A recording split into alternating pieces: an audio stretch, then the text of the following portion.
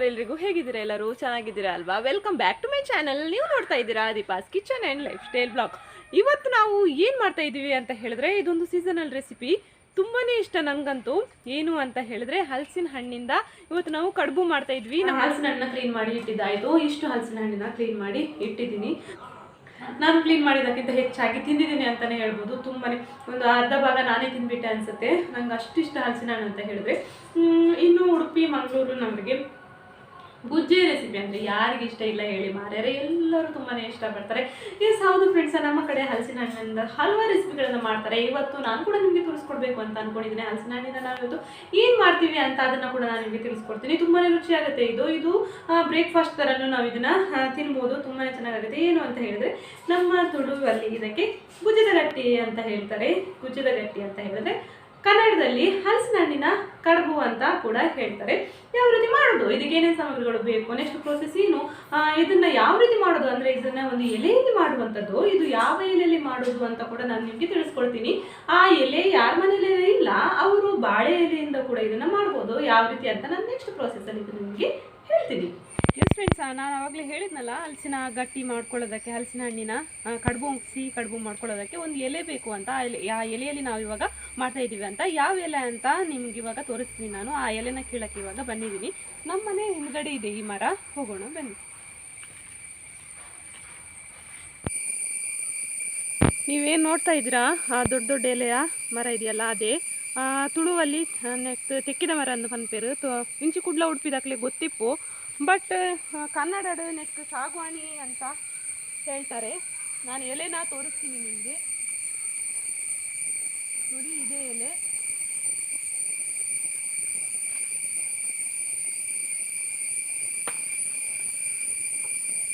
ನೋಡ್ತಾ ಇದ್ದೀರಲ್ಲ, ಇದೇ ಎಲೆ.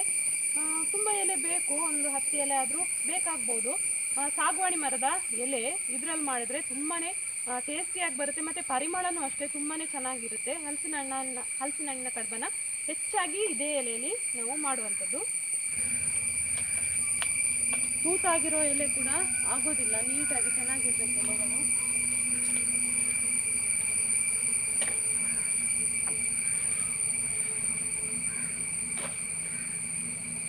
ಎರಡು ಎಲೆ ಸಿಕ್ತು.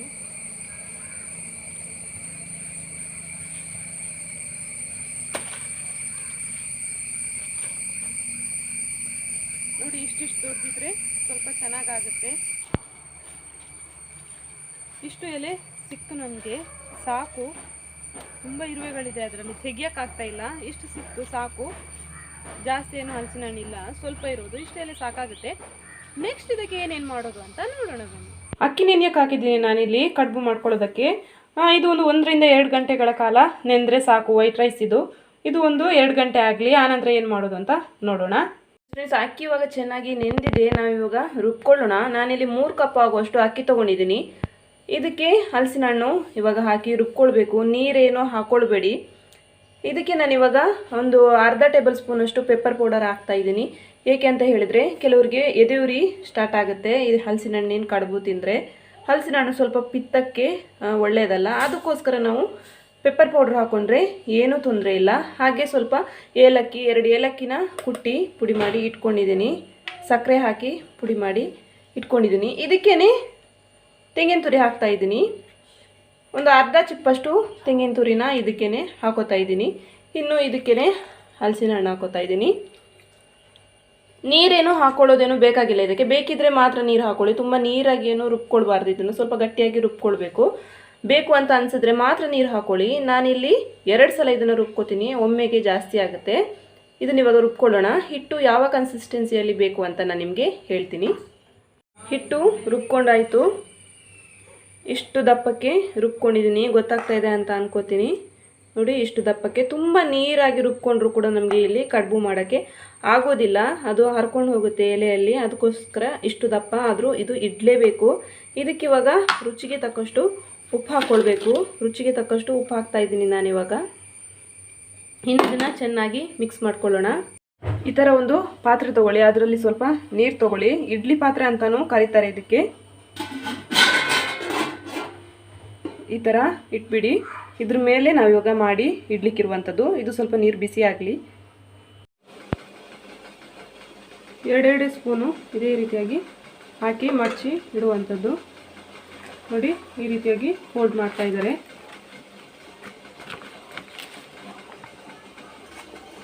ಇದನ್ನು ಈ ರೀತಿಯಾಗಿ ಇಡುವಂಥದ್ದು.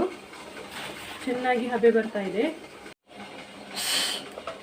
ಮತ್ತೆ ಹಾಗೆ ಹಾಕ್ತಾ ಇದ್ದಾರೆ, ಎರಡೆರಡು ಸ್ಪೂನ್ ಹಾಕ್ತಾ ಇದ್ದಾರೆ, ಜಾಸ್ತಿ ಹಾಕೋಕ್ಕಾಗಲ್ಲ.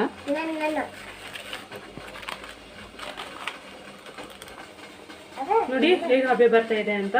ಇದು ಹೀಗೇನೆ ಇದರಲ್ಲಿ ಬೇಯಬೇಕು. ಎಲ್ಲ ಕಡುಬುಗಳನ್ನು ನಾನು ಇದೇ ರೀತಿಯಾಗಿ ಮಾಡಿ ಇಡ್ತೀನಿ. ಇವಾಗ ಹಲಸಿನ ಹಣ್ಣಿನ ಕಡುಬು ರೆಡಿಯಾಗಿದೆ. ಇದೊಂದು 10ರಿಂದ 20 ನಿಮಿಷಗಳ ಕಾಲ ಚೆನ್ನಾಗಿ ಬೆಂದಿದೆ. ನೋಡೋಣ ನಾವು ಇವಾಗ ಇದು ಯಾವ ರೀತಿ ಬಂದಿದೆ ಅಂತ.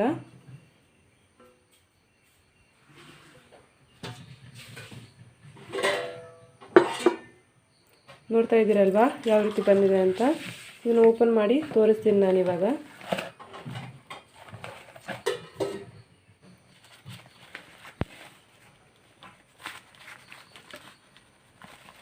ಇದನ್ನು ಕಟ್ ಮಾಡಬೇಕು. ನೋಡಿ ಯಾವ ರೀತಿ ಬಂದಿದೆ ಅಂತ. ತುಂಬಾ ಟೇಸ್ಟಿಯಾಗುತ್ತೆ ಇದು. ನಾನು ಕಟ್ ಮಾಡಿ ಮತ್ತೆ ತೋರಿಸ್ತೀನಿ. ಎಸ್ ಫ್ರೆಂಡ್ಸ್, ಹಲಸಿನ ಹಣ್ಣಿನ ಕಡುಬು ಇಲ್ಲಿ ರೆಡಿ ಆಯಿತು. ನಾನು ಕಟ್ ಮಾಡಿ ಇಟ್ಟಿದ್ದೀನಿ. ಇದು ಕಟ್ ಮಾಡಿರುವಂಥದ್ದು. ಇದನ್ನು ಕಟ್ ಮಾಡಲಿಲ್ಲ. ಕಲರ್ ನೋಡಿ ಯಾವ ರೀತಿ ಬಂದಿದೆ ಅಂತ.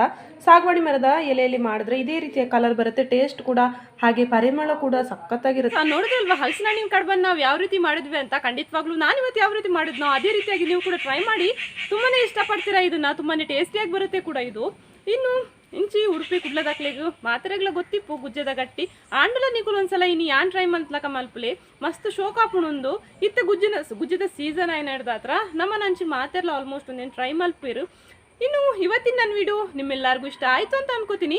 ಇವಾಗ ಹಲಸಿನ ಹಣ್ಣು ಸೀಸನ್ ಅಲ್ಲ, ಖಂಡಿತವಾಗ್ಲೂ ನಿಮಗೆ ಹಲಸಿನ ಹಣ್ಣು ಸಿಕ್ಕಿದ್ರೆ ಖಂಡಿತವಾಗ್ಲೂ ಈ ರೀತಿ ಒಂದ್ಸಲ ಟ್ರೈ ಮಾಡಿ ನೋಡಿ.